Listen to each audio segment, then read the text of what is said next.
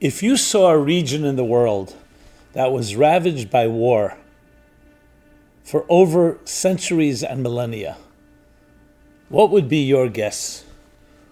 Will war ever end in that place? Obviously, it's a loaded question. When you see war for 1 year, for 2 years, it's one thing. But if you see it spanning over a long period of time, it seems like it will never be resolved. Well, that would be if you built things based on statistics.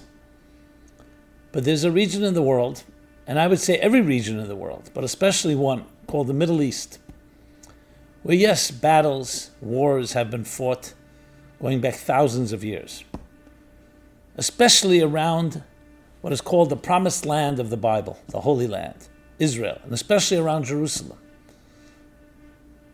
Battles that go back to biblical times, then later, after the Jewish people leave Egypt, they return from the wilderness, and later the Babylonians destroying the first temple, the Romans destroying the second temple, the wars of the Crusaders. And then when Islam was born, the wars of the Muslims against the Christians and both against the Jews, until this very day. An area that seems to be doomed to war and bloodshed.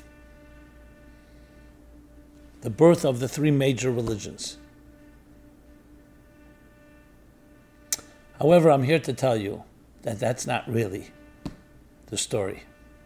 That's part of the story.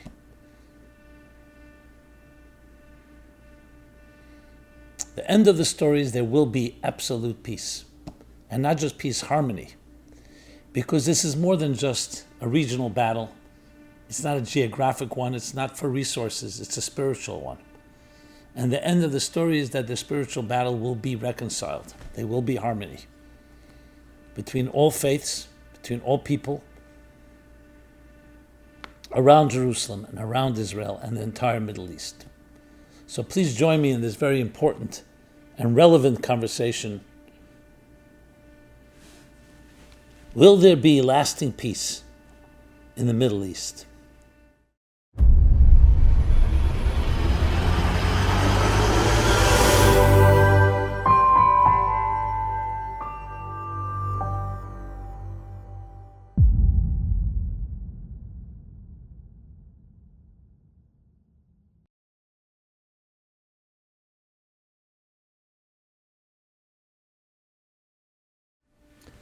Hi, this is Simon Jacobson, and we will be discussing, will we see complete peace in the Middle East?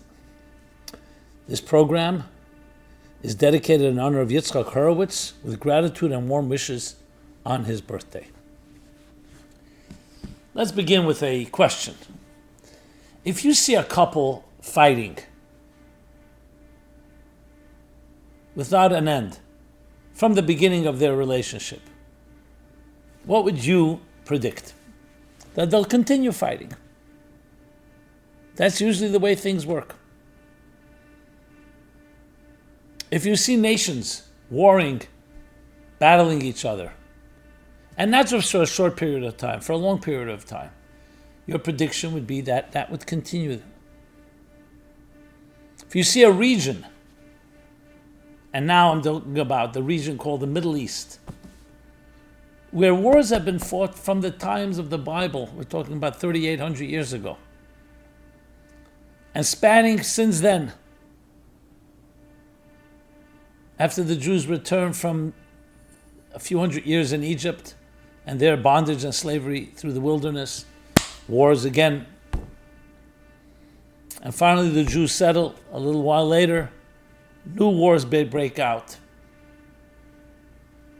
especially with the destruction of the first temple by the Babylonians, the destruction of the second temple by the Romans. We're talking now close to the first centuries, the Romans, and a few centuries before that, the Babylonians. And it just continues. Whether it's the Crusaders, whether it's the Muslims that come around in the 6th century, Who will control the Holy Land, the Promised Land? And it's exchanged hands. Christians, Muslims, before that Jews. And so it goes. Story of history.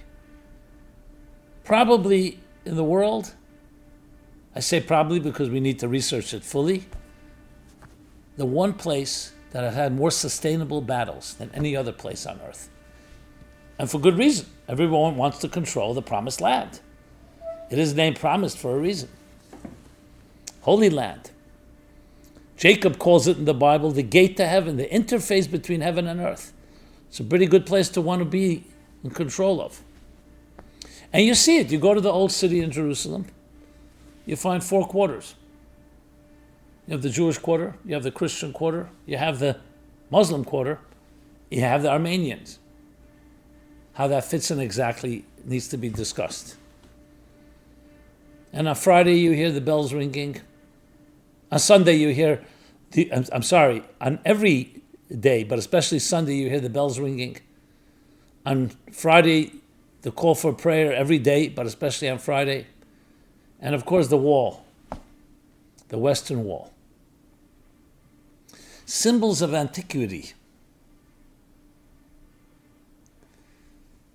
And the battles continue to seem to rage. The battles seem to continue to rage.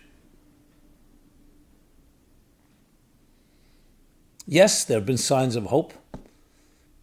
There's a peace, the Abraham Accords that Israel signed peace agreements with the Emirates, with Bahrain, with Morocco,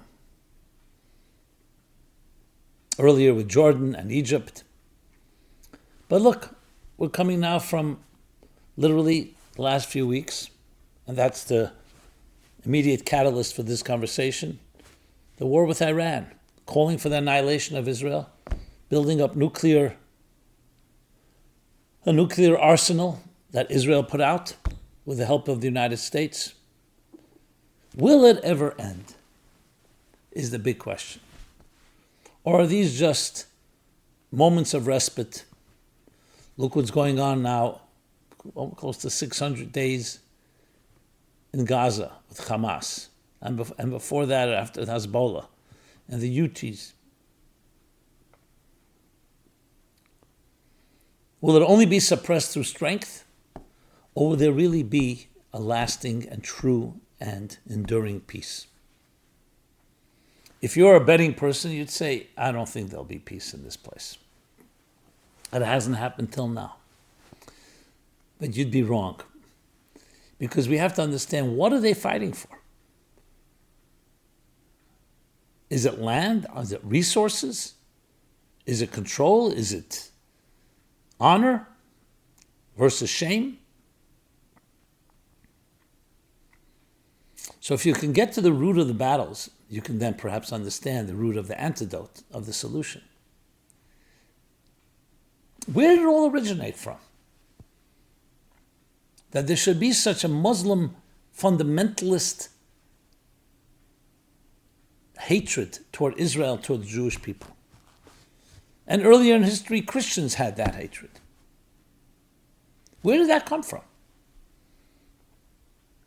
Is that what God told the Muslims? Is that what God told the Christians?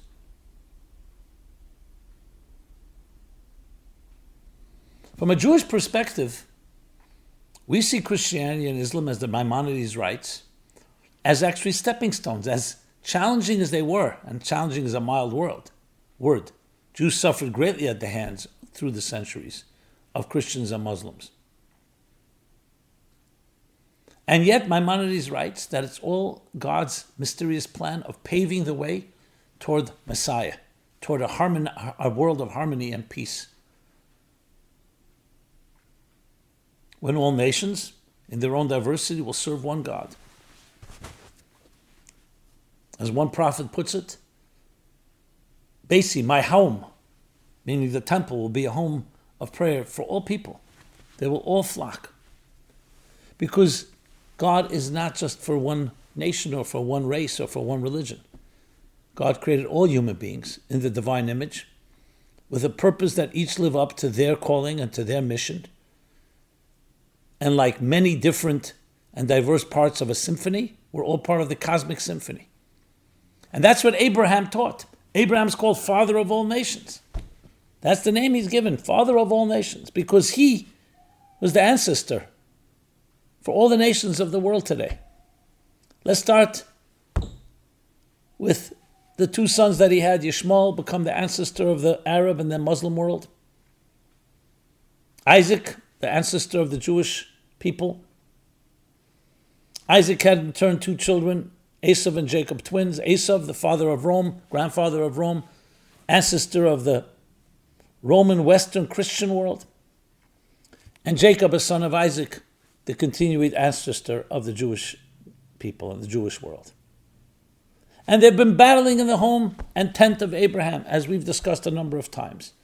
Ideological battles that turn physical as well. Who will dominate? How will we reconcile and create balance between the divine and existence, which has an inherent tension between matter and spirit, matter and energy? And at Sinai, 7 generations from Abraham, actually God came to offer his mandate to all Abraham's children. The children of Yishmael, the children of Isaac and Jacob, and the children of Esau. The children of Yishmael and Esau rejected it. Why would God offer it to them? Because he wanted them to integrate it, but the time hadn't come yet. Then it would come. With the birth of Christianity, the embrace of the concept of a divine, of one God, no matter how they interpret it, with the Trinity is another discussion, but of moral values instead of paganism, and then 6 centuries later, the birth of Islam, the embrace of monotheism in the Arab world. These are all stepping stones toward a world of reconciliation, or more than that, of harmony and balance. And that Abraham's vision would be fulfilled with a lot of pain, with a lot of agony, with a lot of misery. But look at the Christian world. It has become tamed. You don't have today the battle of the sword to kill by the sword in the name of God or in the name of Jesus. Indeed, you have countries like the United States, which is about to celebrate its 250th anniversary. So it's not that long. It's only 248 years.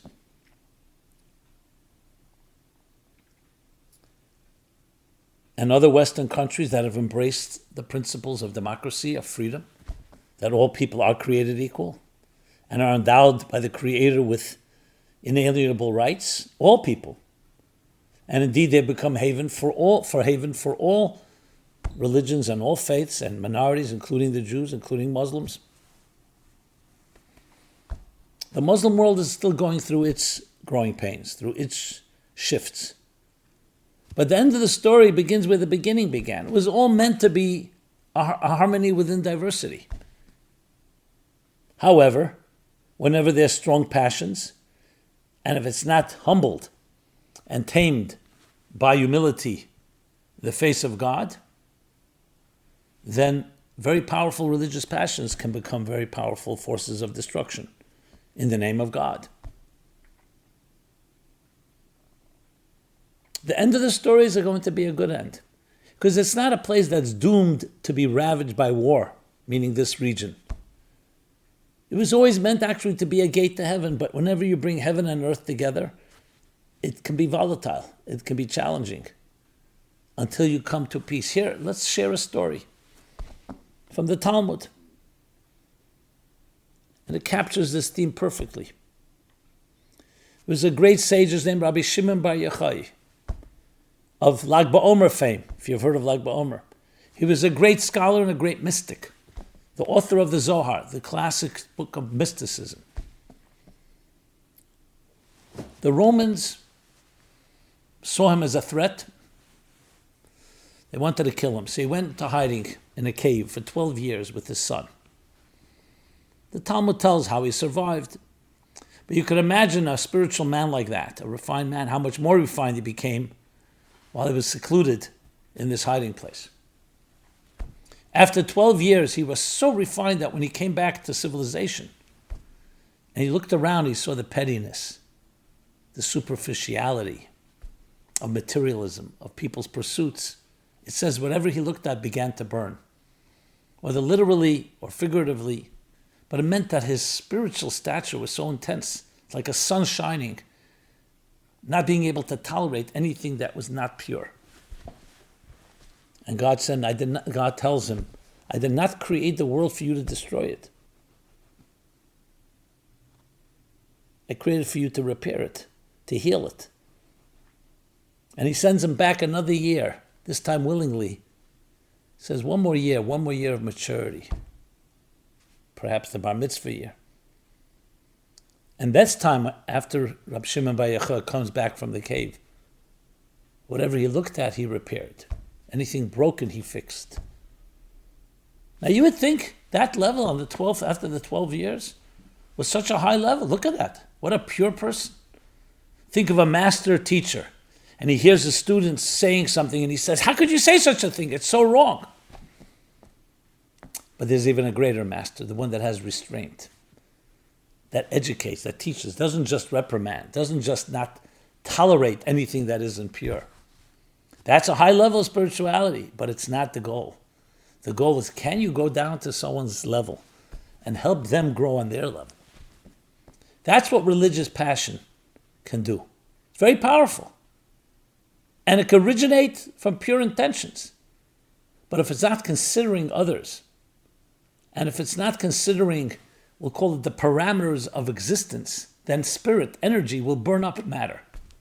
And you have that story, the Burnout Story, the story of the two sons of Aaron, who in great fervor and passion go into the Holy of Holies, and they literally get consumed by a strange fire. That's what it's called. And you have the story in the Talmud of the four great sages who were looking for a mystical spiritual experience, which is called going into the orchard.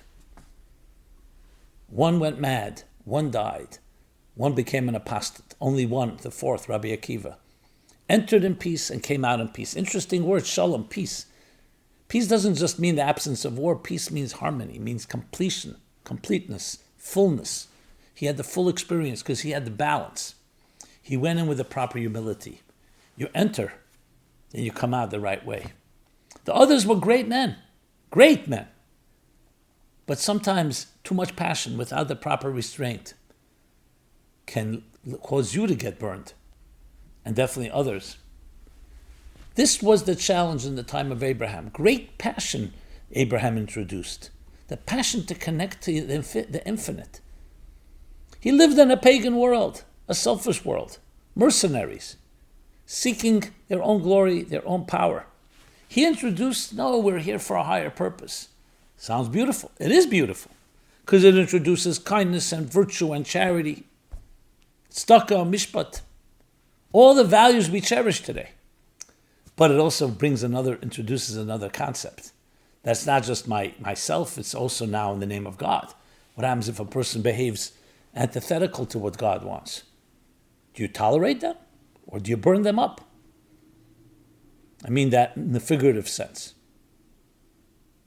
And what we see from Abraham, even when it came to the infidels of Sodom, the wicked city of Sodom, Abraham prays to God for them.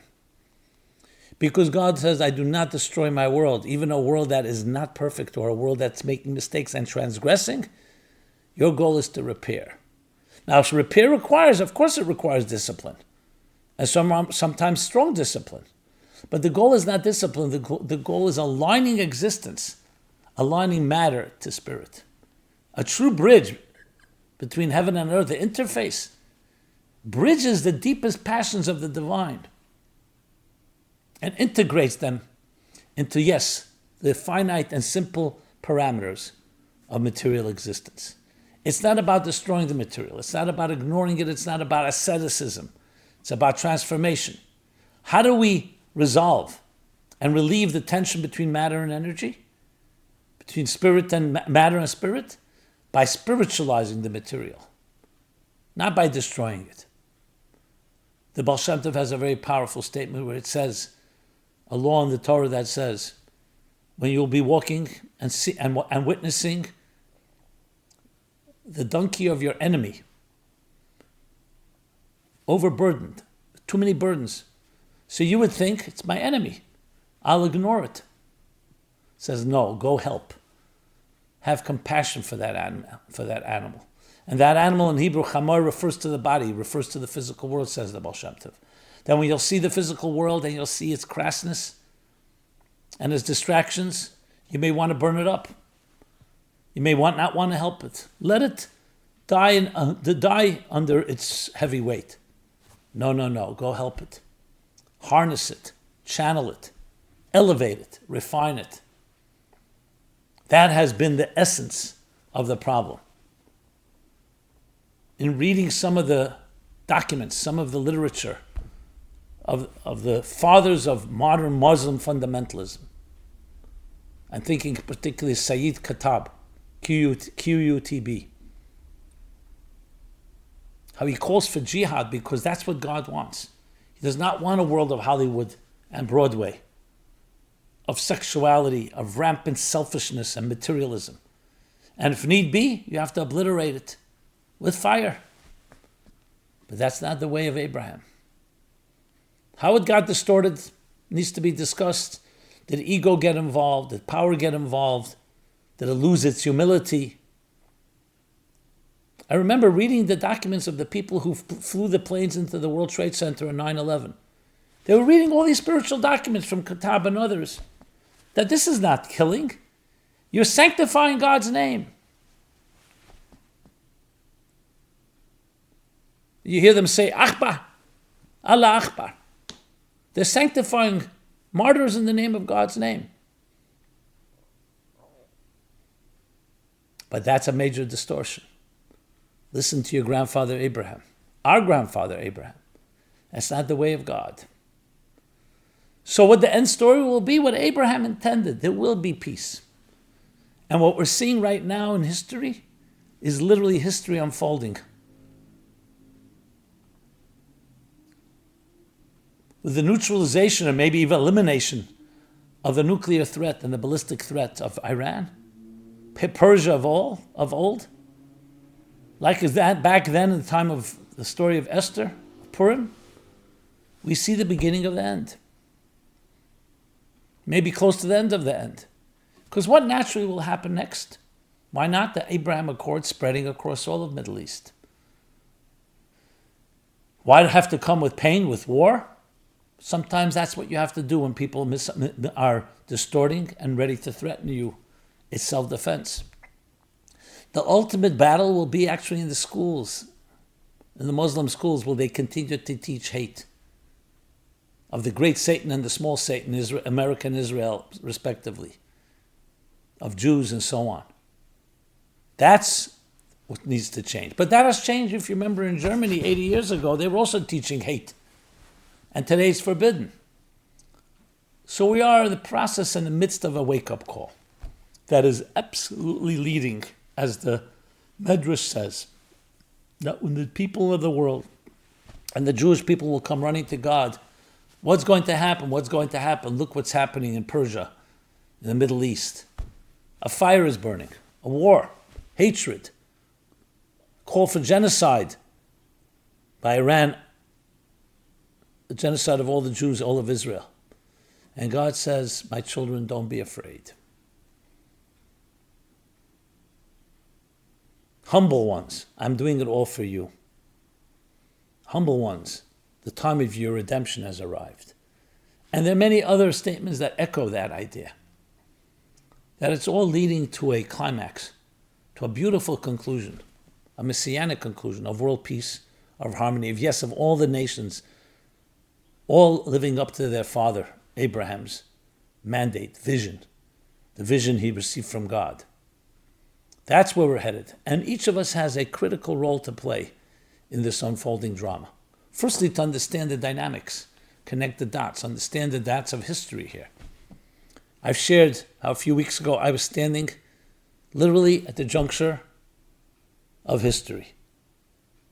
At the Western Wall, the remnants of Babylon's destruction of the temple, the Roman destruction, Islam, Judaism, Christianity, all converging, all intersecting.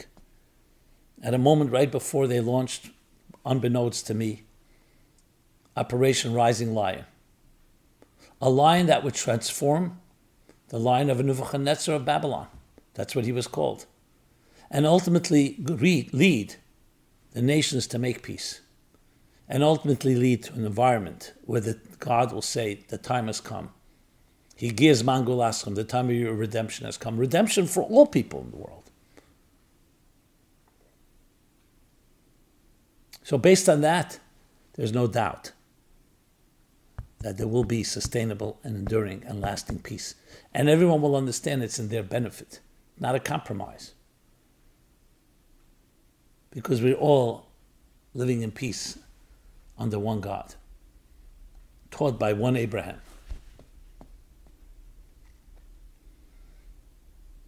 We hope and pray that we should need to have little, if any, more amount of pain or agony. The hostages should be freed. And those that don't want to go along, well, they're writing their own script. But the rest of us, the clearer we are, the more we'll identify who are the few bad actors. And again, I hope all of them are transformed. And we will usher in a world where we'll see no longer nation lifting swords against another nation with a sword, but rather swords turned into plowshares and spears into pruning hooks and missiles into tools of communication and connection. May it be quickly, and may we do our part. And you do your part by resolving the conflicts and battles in your own heart between the matter and energy, matter and spirit, between your body and soul, between form and function, between the deterministic and the indeterministic, to create a seamless whole of a human being, a physical human being aligned to his or her spiritual mission. Thank you so much, and may we merit this immediately now. Simon Jacobson of meaningfullife.com. Please subscribe to our offerings, our YouTube channel. If you've found this message meaningful, please share with others, and I'd love to hear your thoughts, your comments, and feedback. Be well and be blessed. This program is brought to you by the Meaningful Life Center. Please help us continue our programs. Make even a small contribution at meaningfullife.com/donate.